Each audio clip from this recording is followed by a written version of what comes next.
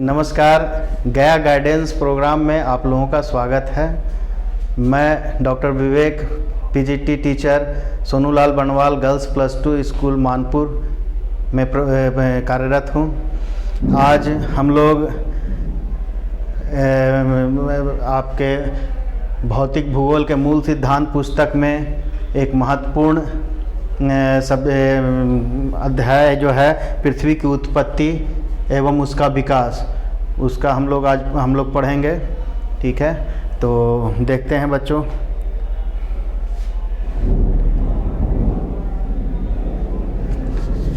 पृथ्वी की उत्पत्ति एवं विकास पे हम लोग देखेंगे बच्चों।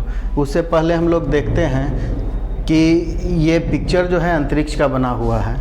ठीक है, तो सबसे पहले हम लोग जन्म से, बचपन से हम लोग हर बच्चा, हम क्या सभी बच्चे हम लोग सुनते आए हैं, चंदा मामा दूर के ऊपे कावे गुड़ के, जैसे ये कविता हम लोग बचपन में सुने माँ के मुंह से। और बचपन में ही हमारी जागरूकता बढ़ गई कि आसमान में चंदा, तारा, सूरज है क्या, कहाँ से आया। इससे जुड़े हुए कई एक सवाल हमारे मन में आ गए। कुछ बच्चे बड़े होकर भी इस तरह के सवाल रखे हुए रह गए, तो वो गैलीलियो जैसे वैज्ञानिक बन गए।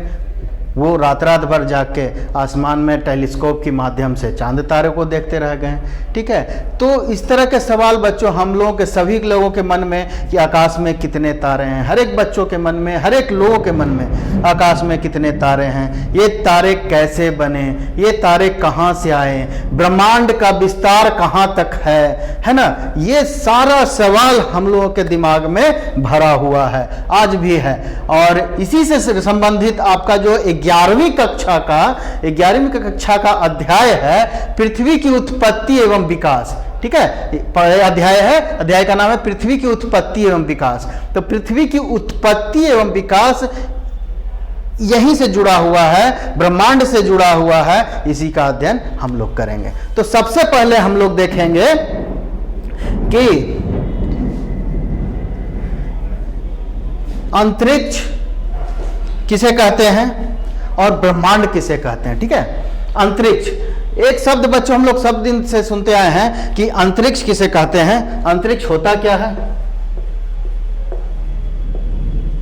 अंतरिक्ष, इसको समझना बच्चों। अंतरिक्ष जो ब्रह्मांड में, आसमान में जो देखते हो काला बादल, काला बिल्कुल रात में, तो वो क्या है? अंतरिक्ष स्पेस है। वहां पे वो बिल्कुल शून्य होता है। वहां पे जाने के बाद हमारा वजन शून्य हो जाता है, हम तैरने लगते हैं। वहां पे बिल्कुल शून्य हो जाता है। जैसे अंतरिक्ष में जितने भी वैज्ञानिक जाते हैं, हम लोग सुने हैं कि वो आसमान में तैरते हैं, अंतरिक्ष में तैरते हैं। ठीक है, वो तो अंतरिक्ष उसे कहते हैं। अब आ गया ब्रह्मांड किसे कहते हैं बच्चों।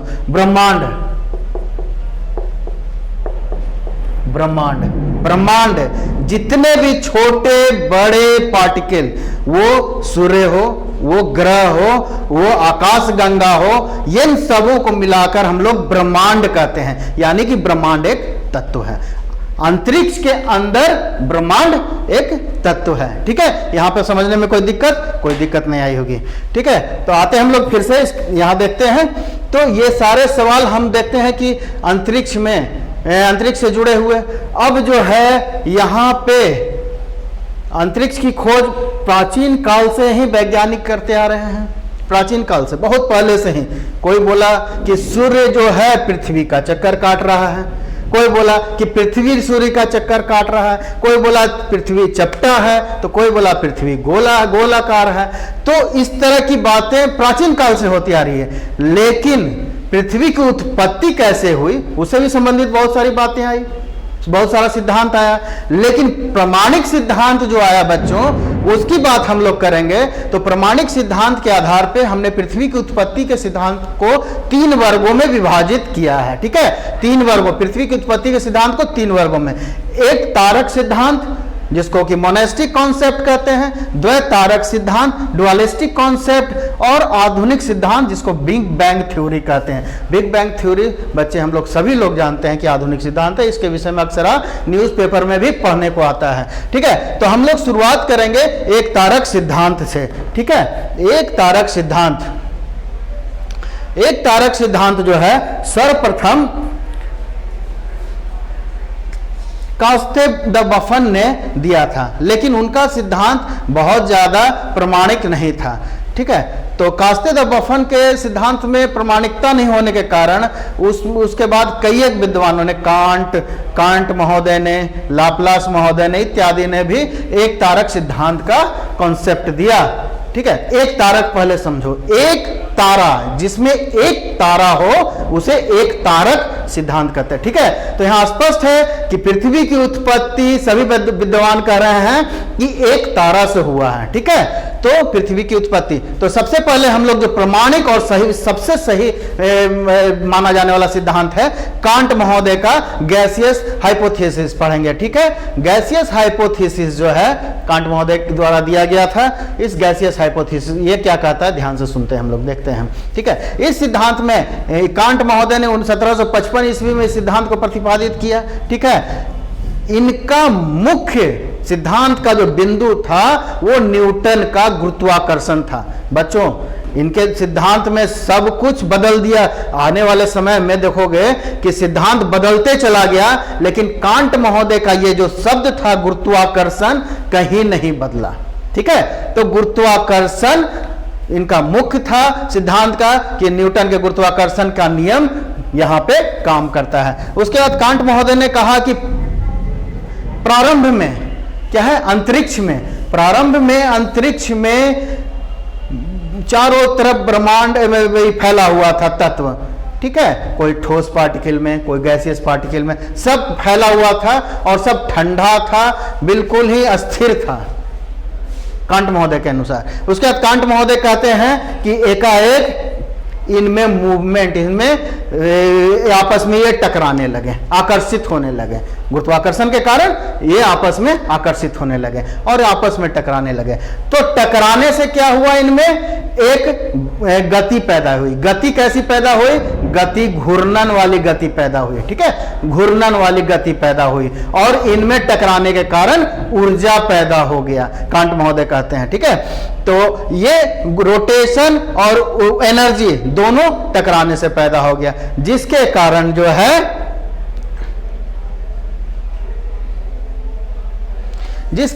जो है वहां पे विस्फोट हुए और आकाश में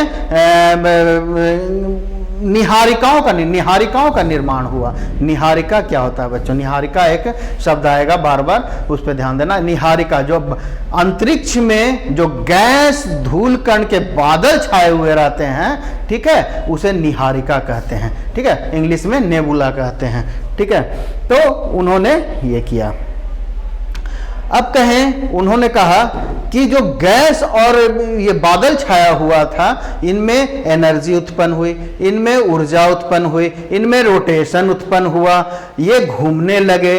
घूमते घूमते इनमें एक सेंट्रीपिटल फोर्स काम करने लगा। ठीक है, सेंट्रीपिटल फोर्स क्या होता है बच्चों, सेंट्रीफ्यूगल फोर्स काम करने लगा। सेंट्रीफ्यूगल फोर्स क्या होता है बच्चों, ये जो गति होती है कि इस नेबुला में जो गति उत्पन्न हुई, निहारिका में जो गति उत्पन्न हुई, इसके कारण पार्टिकल्स बाहर निकलने लगे। फिजिक्स में ये सिद्धांत पढ़ते होंगे सेंट्रीफ्यूगल फोर्स, कि एक धागे में हम लोग किसी वस्तु को बांध देते हैं, बाल्टी को बांध दिए, बाल्टी में पानी भरा हुआ था, ठीक है, और इसे हम लोग घुमाते हैं, तो यहाँ पे रस्सी इसे अपनी ओर खींचता है और बाल्टी अपनी ओर खींचता है। तो बाल्टी जो खींच रहा है ये सेंट्रीफ्यूगल फोर्स है, तो बाल्टी बाहर जाना चाहता है और ये रस्सी इसको अंदर खींचना। इसी सिद्धांत पे रोटेशन हो रही थी निहारिकाओं में, लेकिन निहारिका में कहते हैं,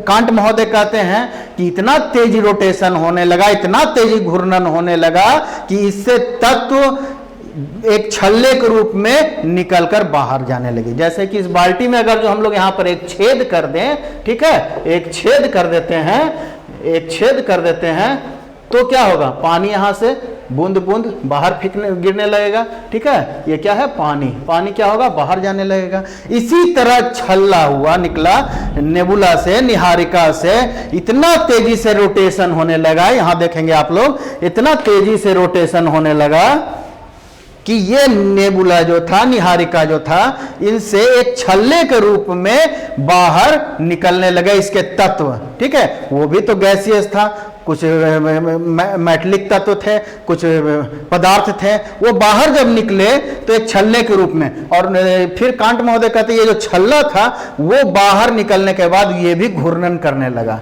ये घूर्णन करने लगा तो ये घूर्णन करते करते और इस निहारिका का भी परिक्रमा करने लगा।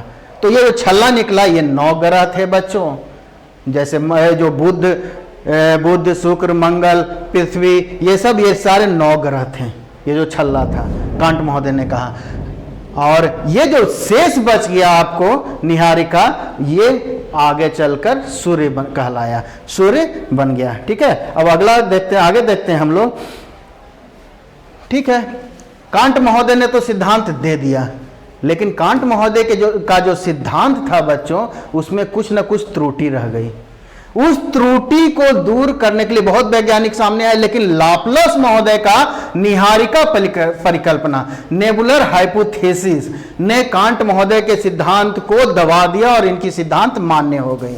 इन्होंने क्या कहा कि नहीं, जो कांट महोदय कह रहे हैं, इन्होंने कहा कि जो कांट महोदय कह रहे हैं कि टकराने से एक ऊष्मा उत्पन्न होती है, ठीक है, वो हो ही नहीं सकता। इतना अधिक ऊष्मा उत्पन्न हो ही नहीं सकता है कि सूर्य जैसी ऊर्जा प्राप्त हो जाए। ठीक है, या फिर टकराने से किसी वस्तु में बच्चों, जैसे कि ये पदार्थ है, यहां पर टकराएगा ये, तो ये आपस में या तो इधर भागेगा इधर भागेगा, ये टकराने के बाद रोटेट नहीं कर सकता है। हम भी जानते हैं, आप भी जानते हैं कि कोई भी वस्तु टकराने के बाद रोटेट नहीं कर सकता। तो कांट महोदय के सिद्धांत में ये भी गड़बड़ी थी। ठीक है, दूसरा, कांट महोदय ने कहा था कि जो निहारिका थी उसका आकार बड़ा होते गया, और बड़ा होने के साथ साथ उसकी गति में भी तेजी आ गई। तो इस पे कहे उन्होंने कि कोई भी वस्तु, फिजिक्स का नियम है कि कोई भी वस्तु जब बड़ा होता है तो कभी भी उसकी स्पीड बढ़ती नहीं है, रोटेशन उसका, चाल उसका कभी बढ़ नहीं सकता। जैसे जैसे वस्तु बड़ा होगा उसकी चाल धीमी हो जाएगी, जैसे जैसे वस्तु छोटा होगा उसकी चाल छोटा होगा तो चाल बढ़ जाएगा। ठीक है, उसके बाद क्या हुआ बच्चों, एक तारक सिद्धांत तो मान्य थी ही। उसके बाद वैज्ञानिकों ने देखा कि नहीं, एक तारा से पृथ्वी और अन्य ग्रहों का निर्माण संभव नहीं है। तो विद्वानों ने कहा नहीं, एक द्वैत तारक सिद्धांत लेके आए कुछ विद्वान। उन्होंने कहा द्वैत तारक सिद्धांत में 2 तारा की कल्पना की गई। एक चीज बता दें बच्चों, जो भी सिद्धांत है पृथ्वी की उत्पत्ति या ब्रह्मांड की उत्पत्ति से संबंधित, ये एक कल्पना है। ठीक है, कुछ प्रैक्टिकल है, कुछ प्रूफ किया गया है, उसके आधार पे ये सभी एक परिकल्पना है। क्योंकि आज से 15 अरब साल पहले या 5 अरब साल पहले कोई हम लोग नहीं थे कि कैसे अंतरिक्ष का निर्माण हुआ, ब्रह्मांड का निर्माण कैसे हुआ, हम लोग नहीं जानते हैं। लेकिन कुछ हम लोग इसका अनुमान लगा लेते हैं कुछ प्रयोग के माध्यम से कि ये ऐसे ऐसे हुआ होगा। तो फिर जो है द्वैत तारक सिद्धांत के तहत चैम्बरलिन मोल्टन का जो है ग्रहाणु परिकल्पना सबसे पहले है। द्वैत तारक सिद्धांत के अंतर्गत चैम्बरलिन एंड मोल्टन का ग्रहाणु परिकल्पना। ठीक है, इसमें देखेंगे बच्चों, इन्होंने कहा, आप लोगों के सिलेबस में तो पढ़ना नहीं है, लेकिन इस पे हम लोग थोड़ा सा ध्यान देंगे, पढ़ लेंगे। इसमें इन्होंने कहा कि पहले से सूर्य यहीं पे था, पहले से सूर्य ब्रह्मांड में ही था स्थित। उसके बाद इसका एक साथी तारा सूर्य के बगल से गुजर गया। ठीक है, तो क्या है, कांट महोदय ने क्या कहा था, गुरुत्वाकर्षण। गुरुत्वाकर्षण को सारे वैज्ञानिक पकड़ के चलेंगे। सूर्य के बगल से काफी नजदीक से ये तारा बाहर निकल गया बगल से, तो बगल से निकला तो इसके गुरुत्वाकर्षण, तारे के गुरुत्वाकर्षण के कारण सूर्य से एक छल्ला निकला जो कि 9 ग्रह का रूप लिया। ये जो छल्ला था 9 छोटे छोटे बड़े ग्रहों का रूप में बाहर निकला, ठीक है। और उसके बाद जो है ये जितने भी 9 ग्रह थे ये सूर्य की परिक्रमा करने लगा, क्योंकि ये निकले तो थे इसके ग्रेविटी के कारण, गुरुत्वाकर्षण के कारण, लेकिन ज्यादा दूर नहीं जा पाए। ये तारा इसे छोड़ के ही बीच रास्ते में भाग गया, बीच रास्ते में छोड़ के भाग गया। उसके बाद ये जो है ग्रह जितने भी सूर्य से निकले थे सब ग्रह सूर्य की परिक्रमा करने लगे, यानी कि 9 ग्रह सूर्य की परिक्रमा करने लगे। उसके बाद इस सिद्धांत में भी वैज्ञानिकों को कुछ कमी लगी, ठीक है। तो वहां इसके बाद द्वैतारक सिद्धांत में ही जेम्स जीन्स एंड जेफरीज का ज्वारीय परिकल्पना आया, टाइडल हाइपोथेसिस, ठीक है। ज्वारीय परिकल्पना हम लोग समुद्र में सुने हैं कि ज्वार उत्पन्न होता है, टाइडल उत्पन्न होता है, ज्वार उत्पन्न होता है समुद्र में, ठीक है। तो वही ज्वार की बात यहां कर रहे हैं जेम्स एंड जेफरी महोदय, ठीक है। तो इनकी परिकल्पना को हम लोग देखेंगे, ये क्या कहते हैं। ये है ज्वारीय टाइडल हाइपोथेसिस, ठीक है बच्चों। यहां पर देखेंगे, यहां पर कहते हैं जेम्स एंड जेफरीज महोदय कि पहले से एक सूर्य था, पहले से ब्रह्मांड में एक तारा था और उससे एक बड़ा तारा, शक्तिशाली तारा उसके बगल से निकल गया, बगल से निकला तो वहां से 9 छोटे बड़े ग्रह नहीं निकले, उसके वस्तु के टुकड़े तो नहीं निकले, गैस नहीं निकले, वो एक सिगार के रूप में लंबा सा बाहर निकल गया। देख रहे हैं ना, ये जैसे ही इसके बगल से गुजरा तो एक सिगार के रूप में, बीच में मोटा था, दोनों साइड किनारे में पतला था, एक सिगार के रूप में बाहर निकल गया, ठीक है। तो ये जेम्स जेफरी महोदय ने कहा, और उसके बाद निकलने के बाद ये तारा तो भाग गया, अपने रास्ते चल दिया। और जो है ये जो सिगार के रूप में निकला था ये अब रोटेशन करना चाह रहा था, क्योंकि लंबा था तो अभी लंबा वस्तु रोटेट करेगा तो टूटेगा ही टूटेगा। तो क्या हुआ, सिगार बीच से टूटने लगा, ये 9 भागों में टूट गया और गोलाकार रूप लेके रोटेट करने लगा और सूर्य की परिक्रमा करने लगा। Tidal hypothesis. मिला जुलाकर हम लोग देखते हैं कि दोनों सिद्धांत लगभग सेम है, गुरुत्वाकर्षण पर ही आधारित है, ठीक है। अब जो है बच्चों, जो सबसे महत्वपूर्ण सिद्धांत आया हम लोगों के, आधुनिक सिद्धांत जिसके कहते हैं हम लोग, जिसको अक्सर पेपर में पढ़ते रहते हैं, ठीक है। ये बिग बैंग थ्योरी के नाम से भी जाना जाता है।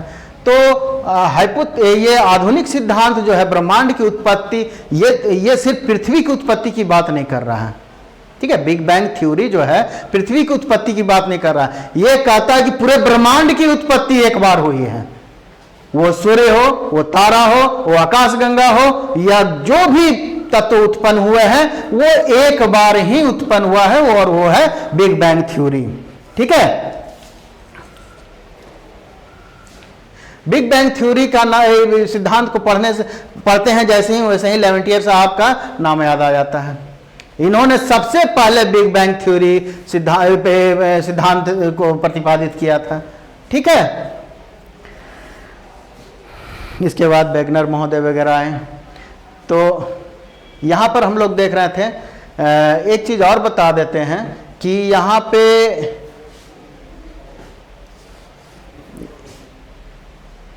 हाँ, बिग बैंग थ्योरी में कहा गया कि यहां पर जो था अंतरिक्ष में सारी ऊर्जा, सारा तत्व एक जगह पर संघनित था, एक छोटे से स्थान पे संघनित था। इतना ज्यादा एक जगह इतना ज्यादा कंप्रेस्ड हुआ, इतना ज्यादा घनत्व था उसमें, इतना दबा हुआ था गुरुत्वाकर्षण के कारण, ठीक है। इतना दबा हुआ था, उसके अंदर उतनी ही अधिक ऊर्जा थी, ठीक है। ये बिग बैंग थ्योरी में यहां देख रहे हैं हम लोग पिक्चर में कि एक वस्तु काफी चमकीला है, ठीक है। ये क्या है, ये पूरा अंतरिक्ष है और ये वस्तु चमक रही है, यही वो एक पॉइंट है, बिंदु है जहां पर पूरा ब्रह्मांड एक जगह इकट्ठा हो गया था, ठीक है। अब जो है कुछ समय के बाद, लगभग 15 अरब वर्ष पहले, ठीक है, आज से 15 अरब वर्ष पहले, ये इस बिंदु में एक बहुत भयानक विस्फोट हुआ, ठीक है। इस बिंदु में एक बहुत भयानक विस्फोट हुआ बच्चों, जिसका कि हम लोग अंदाजा भी नहीं लगा सकते हैं, ठीक है, इसे हम लोग एक उदाहरण से समझते हैं, देखते हैं। जैसे कि हम लोग दीपावली वगैरह में पटाखे बम छोड़ते हैं, क्या हुआ होगा उसका एक अनुमान लगाते हैं। एक छोटा सा हम लोग देखते हैं कि दीपावली में हम लोग क्या करते हैं, एक बम छोड़ते हैं, कोई बड़ा बम, कोई छोटा बम, है ना, कोई सुतली बम और कौन कौन बम होता है, वो बम छोड़ते हैं। बच्चे काफी इंटरेस्टेड होते हैं कि बम छोड़ना है भाई, एक बम लेके निकलेंगे लोग, उसके पीछे 10 बच्चे कि बम छोड़ना है, बम छोड़ना है, ठीक है। तो वो बम को जलाने के लिए, बम के विस्फोट को देखने के लिए बच्चे चारों तरफ से घेर लेते हैं। बम पर काफी बड़ा होता है, पावरफुल होता है, क्या होता है, तो उसमें से जब बच्चा जब जाता है कि चलो इसमें आग लगाएंगे तो बम विस्फोट करेगा, तो एक बच्चा जो खुराफाती बच्चा होता है कहता है रुक ना, एगो मटका लेते आएगा मिट्टी का, कहेगा इस पे रख देंगे ना, एक पर रखेंगे तो बड़ा अच्छा आवाज करते अब विस्फोट करेगा, तो वो लाके वो घैला एक पर रख देता है, ठीक है बच्चों, वो घैलवा रख देता है। वो जब घैला रख देता है तो क्या होता है कि सब बच्चा इसके चारों तरफ घूम खड़ा हो जाता है कि तो भाई बम पटाखा, जो खुरापात बचवा था वो उसको नजदीक से देखना चाहता है, एहसास करना चाहता है उस विस्फोट को, वो एक पेड़ या दीवार के पीछे खड़ा हो जाता है। ये 5 फीट की दूरी पे है तो सब बच्चा 20 और 25 और 30 फीट की दूरी पर जाके खड़ा हो जाता है। अब क्या होता है, आग लगी, बम फटा, एक ब्लास्ट होता है, ठीक है, हम लोग भी देखें जब ब्लास्ट होता है तो वो जितना भी मिट्टी का बर्तन था चूर होके चारों तरफ फैल गया। एक ब्लास्ट होना कि मिट्टी का बर्तन चारों तरफ फैल गया। ये जो खुरापाती बच्चा था बच गया और बाकी सबके किसी के माथा में, किसी के कुछ में हुआ। तो यहां क्या क्या उत्पन्न हुआ, एक तो मिट्टी जैसे तत्व उत्पन्न हुए, ठीक है, एक तत्व उत्पन्न हुआ, दूसरा गैस उत्पन्न हुआ, तीसरा जिसको ऊर्जा कहते हैं, आग, ऊर्जा, शुद्ध भाषा में आग, ऊर्जा उत्पन्न हुआ, है ना। ये 3 चीज उत्पन्न हुए, ये ही तीनों चीज, इसमें विस्फोट, आवाज बहुत भयानक था बम में, यही तीनों चीज यहां पे हुआ बिग बैंग थ्योरी में। जैसे ही विस्फोट होता है बच्चों, जैसे ही विस्फोट हुआ इसके चारों तरफ तत्व फैल गए, जैसे घैला वाला तत्व, जैसे मिट्टी अभी हम देखें, मिट्टी तत्व बम में जो मिट्टी था, ये था, वो था, सब फैल गया। उसके बाद इसमें ऊर्जा फैला, ठीक है, इसमें गैस फैला, सब का सब विस्फोट करके फैल गया सेम। लेकिन बच्चों यहां पर हम परिकल्पना नहीं कर सकते हैं कि इसके अंदर से कितनी ऊर्जा निकली। इतनी ऊर्जा, इतना तापमान, लाखों करोड़ों तापमान थी कि हम लोग उसे सोच भी नहीं कर सकते, कल्पना भी नहीं कर सकते, इतना ज्यादा उसमें से ऊर्जा निकली, ठीक है। और ये इसका विस्तार हो गया। कहते हैं कि जैसे कि बम क्या था, 1 सेकंड के अंदर, 1 सेकंड से भी कम समय के अंदर वो बम विस्फोट किया और घैला वाला सब फट के बिगा गया। 1 सेकंड से कम, वही 1 सेकंड से कम समय के अंदर ही बिग बैंग में वो तत्व फैल गया पूरे ब्रह्मांड में, ठीक है। ब्रह्मांड बहुत तेजी से फैला, तत्व चारों तरफ फैल गया, ठीक है। अब क्या था, वो जो तत्व फैला, अब कहते हैं वैज्ञानिक कि ये तत्व समय के साथ साथ आज भी विस्तारित हो रहे हैं। ये ब्रह्मांड का विस्तार आज भी चालू है, ब्रह्मांड रुका नहीं है। भाई कैसे पता चला? अच्छा, ये विस्फोट कब हुआ था बच्चों? आज से लगभग 13.7 अरब वर्ष पहले इस बिंदु में जो विस्फोट हुआ था, ठीक है। ये सब पॉइंट नोट्स हम दे देंगे आप लोगों को बच्चों, ठीक है। गया गाइडेंस प्रोग्राम यूट्यूब में आपको ये नोट्स मिल जाएगा, वहां से आप ये नोट्स ले सकते हैं, ठीक है। तो कहा कि विस्तार होने लगा ब्रह्मांड का। ब्रह्मांड के विस्तार से क्या मतलब है, ठीक है। ब्रह्मांड के विस्तार से मतलब है आकाश गंगा के बीच की दूरी आपस में बढ़ने लगी, ठीक है। इस चीज को प्रैक्टिकली प्रूफ किए एडविन हब्बल महोदय, इनका नाम याद कर लेना बच्चों, अक्सर ये आता है, एडविन हब्बल महोदय, ठीक है। एडविन हब्बल महोदय ने कुछ प्रैक्टिकल किया, कुछ चित्र बनाए। इन्होंने दिखाया कि जब विस्फोट किया, बिग बैंग में विस्फोट हुआ, तत्व में विस्फोट हुआ, तो सबसे पहले ये जो गोल गोल देख रहे हो बच्चों, ये आकाशगंगा, ये जो गोल गोल देख रहे हो आकाशगंगा, तो सबसे पहले स्टेज में आकाशगंगा देखो इतने नजदीक थे, फिर कुछ समय के बाद ये आकाशगंगा की दूरी बढ़ गई, फिर कुछ समय के बाद आकाशगंगाओं के बीच की दूरी बढ़ गई। यही कहा गया कि ब्रह्मांड का विस्तार आज भी चालू है। इन्होंने एक गुब्बारा लेकर इसे प्रयोग के माध्यम से बताया, कहा कि गुब्बारे में मान लिया कुछ लाइनें खींच दी पेन से, गुब्बारे को जब फुलाते हैं तो वो गुब्बारा फैलने के साथ साथ वो लाइन भी आपस में दूर होते जाता है, लेकिन लाइन का साइज मोटा और लंबा भी होता है। तो इनके इस प्रयोग में ठीक है, गुब्बारे में लाइन जो खींचा गया था उसके बीच में दूरी बढ़ी, जैसे कि आकाशगंगाओं के बीच में दूरी बढ़ी, लेकिन वो आकाशगंगा में फैलाव नहीं हुआ।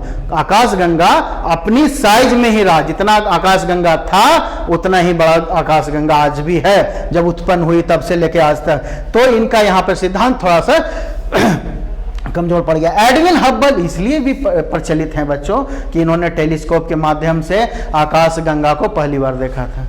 एक चीज और बता दें, हब्बल टेलीस्कोप बहुत ही फेमस है। हब्बल टेलीस्कोप, ठीक है, हब्बल टेलीस्कोप एक पहला टेलीस्कोप है जिसे कि अंतरिक्ष में लगाया गया है। पहले क्या था, गैलीलियो वगैरह, पहले हम लोग यहाँ जमीन से जब टेलीस्कोप से देखते थे तो हमारे वातावरण के कारण हम बहुत दूर दूर के स्टार या किसी भी ग्रह को नहीं साफ से देख पाते थे। तो वैज्ञानिकों ने सोचा कि कहीं अंतरिक्ष में लगा देते हैं अगर जो टेलीस्कोप, तो अच्छी दूरी वाले भी स्टार वगैरह को, तारा को, ग्रह को हम आराम से आसानी से देख सकते हैं। और ये हुआ भी। इसी टेलीस्कोप के माध्यम से बिग बैंग के बहुत सारे राज खुले, ठीक है। चलो ठीक है, अब इसमें देखते हैं बिग बैंग होने के 3 मिनट के बाद परमाणु का भी निर्माण हो गया। बिग बैंग जैसे ही विस्फोट किया था उसके 3 मिनट के बाद ही परमाणु का निर्माण हो गया। और इतनी तापमान थी, तापमान तो हम लोग कल्पना भी नहीं कर सकते, बहुत ज़्यादा तापमान था। लेकिन 3 लाख वर्ष के बाद तापमान कम होकर 4500 केल्विन हो गया, ठीक है। ये सब आप पढ़ लेना, ये सारा नोट्स में आपको हम दे देंगे। और उसी समय परमाणु का भी निर्माण हुआ। और जब बम फटा था या बिग बैंग का ब्लास्ट हुआ था, हम लोग देखें बम का उदाहरण जो देखें तो शुरू में जो बम फटता है तो क्या होता है, वहाँ पर धुआं हो जाता है, ठीक है। उसी तरह बिग बैंग जब फटा था, ब्लास्ट हुआ था बिग बैंग में, तो यहाँ भी धुआं सब चीज धुंधला दिख रहा था। लेकिन 3 लाख वर्षों के बाद यह ब्रह्मांड जो है साफ हो गया, सब साफ स्पष्ट। 3 लाख वर्ष तक ये धुंधला रहा बच्चों, ये ध्यान देने वाली बात है। अब जो है बच्चों, करोड़ों वर्षों तक अंतरिक्ष में क्या थे, गैस के बादल, प्रकाश फैल गए। उसके बाद जो है पहला परमाणु का निर्माण हुआ, उस परमाणु का नाम था हाइड्रोजन, ठीक है। हाइड्रोजन सबसे पहले अस्तित्व में आया। उसके बाद हाइड्रोजन के इन्हीं परमाणुओं में गुरुत्वाकर्षण बल काम करने लगा। देखो मैं क्या कहा था कि कांट महोदय ने जो गुरुत्वाकर्षण शब्द दिया, न्यूटन के गुरुत्वाकर्षण बल का कारण दिया कि पृथ्वी का निर्माण हुआ, वो सारे वैज्ञानिक उस चीज को मानते हैं कि हाँ सही बात है कि गुरुत्वाकर्षण के कारण ही ब्रह्मांड में जो हुआ सो हुआ, ठीक है। तो क्या हुआ, हाइड्रोजन परमाणुओं में गुरुत्वाकर्षण बल काम करने लगा, ठीक है। गुरुत्वाकर्षण बल काम करने के कारण उसमें इतना ज्यादा दबाव आया, हाइड्रोजन में आपस में इतने ज्यादा नजदीक आ गए, दबाव उनमें आने लगा कि 300 करोड़ वर्षों के बाद इनकी गुरुत्वाकर्षण बहुत ज्यादा हो गई और हाइड्रोजन परमाणु के आपस में टकराने से एक नए तत्व का निर्माण हुआ जिसको हीलियम कहते हैं। हम लोग हीलियम के विषय में जानते हैं बच्चों कि हीलियम के कारण ही सभी तारों में ऊर्जा रहती है, विद्यमान रहती है, ठीक है। ये सभी हम लोग सब जानते हैं। अब हीलियम में इतना ज्यादा ऊर्जा उत्पन्न हुआ, इतना ज्यादा उत्पन्न हुआ ऊर्जा कि ब्रह्मांड में चारों तरफ प्रकाश ही प्रकाश फैल गया। और सबसे पहले वहां पर क्या हुआ, तारों का निर्माण हुआ, तापमान फैल गया, तारों का निर्माण हुआ। उसके बाद हीलियम में न्यूक्लियर फ्यूजन शुरू हुआ, यानी आपस में वो विस्फोट करने लगे। तो वहां पर क्या हुआ, तारों का जन्म हो गया। ऐसा माना जाता है कि 5 से 6 अरब वर्ष पहले तारे का जन्म हुआ था। ठीक है, आज से 5 से 6 अरब। तो वैज्ञानिक ये अपने सोच के अनुसार, अपने प्रमाण के अनुसार, सिद्धांत के अनुसार ये बताए कि 5 से 6 अरब वर्ष पहले तारे का जन्म हुआ था। ठीक है, अब ब्रह्मांड में गुरुत्वाकर्षण के कारण तारे आपस में समूह बनाकर रहने लगे। वैज्ञानिक क्या कहें कि भाई तारा जो था दूर दूर था, उनमें गुरुत्वाकर्षण आया, जब गुरुत्वाकर्षण उनमें आया तो वो आपस में समूह बना लिए। गुरुत्वाकर्षण तो ये क्या है, ये सारा का सारा ये है तारा, ये सब तारा है बच्चों। ये आपस में दूर थे, गुरुत्वाकर्षण के कारण ये आपस में एक समूह बना लिए। ठीक है, इन्हीं समूह को आकाश गंगा कहा जाने लगा बच्चों। ठीक है, इन्हीं समूह को आकाश गंगा कहा जाने लगा। और आकाश गंगा आकार के आधार पे हम लोग उसे 3 भागों में विभाजित करते हैं। ठीक है, जो हमारा जो आकाश गंगा है, हम लोग जानते हैं कि हमारे आकाश गंगा का नाम मंदाकिनी है ना, मिल्की वे या दुग्ध मेखला, बहुत सारे नाम हैं, लेकिन मंदाकिनी। ठीक है, हम लोग हिंदी में याद करते हैं। तो हमारे आकाश गंगा को कितने भागों में डिवाइड किया गया? 3 भागों में। तो 3 भाग कौन कौन थे? दीर्घ वृत्ताकार आकाश गंगा, हमारे आकाश गंगा को सर्पिलाकार आकाश गंगा कहा गया। ठीक है, और एक था अनाकार्य आकाश गंगा। तो दीर्घ मेखला, दीर्घ वृत्ताकार, वो वृत्त के आकार का बड़ा सा आकाश गंगा था। ठीक है, लेकिन जो सर्पिलाकार आकाश गंगा हम लोग का जो है तो वो स्प्रिंग की तरह था। ठीक है बच्चों, वो स्प्रिंग की तरह सर्पिलाकार था, इसलिए उसे सर्पिलाकार आकाश गंगा कहा जाने लगा। एक है अनाकार्य, जिसका कि कोई आकार ही नहीं, ऐसे ही भद्दा सा बड़ा सा आकाश गंगा दिख जाए, वो अनाकार्य आकाश गंगा कहलाता है। ठीक है बच्चों, तो यहाँ पे हमने देखा कि आकाश गंगाओं का भी निर्माण हो गया, और हमारे आकाश गंगा का नाम मंदाकिनी, दूध मेखला, ठीक है, मिल्की वे कहते हैं। और इसमें बताने के लिए जो भी बच गया बच्चों, तो आप इसको नोट्स के रूप में हम दे देंगे, इसको आप लोग पढ़ लीजिएगा। और इसमें तो कुछ नहीं बच रहा। नेक्स्ट क्लास में इसी अध्याय का हम लोग दूसरा पार्ट लेके आएंगे, उसमें हम लोग देखेंगे कि पृथ्वी का निर्माण आकाश गंगा में कैसे हो रहा है। ठीक है, लेकिन आप लोग गया गाइडेंस प्रोग्राम में जाइए यूट्यूब में, वहाँ पे इसे सब्सक्राइब कीजिए और वहाँ नोट्स आपको मिल जाएगा। ठीक है, तो इसी के साथ बच्चों आज का क्लास मैं समाप्त करूंगा। जय हिंद।